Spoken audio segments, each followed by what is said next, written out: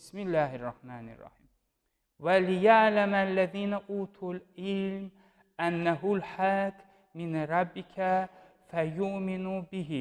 Allah Teala buyurur ki, elm verilmiş şəxslər onun sənin Rəbbin tərəfindən haqq olmasını bilmələri, yəni elm verilmiş şəxslər bilirdilər, həqiqətən Peyğəmbər ilahi bir şəxsdir.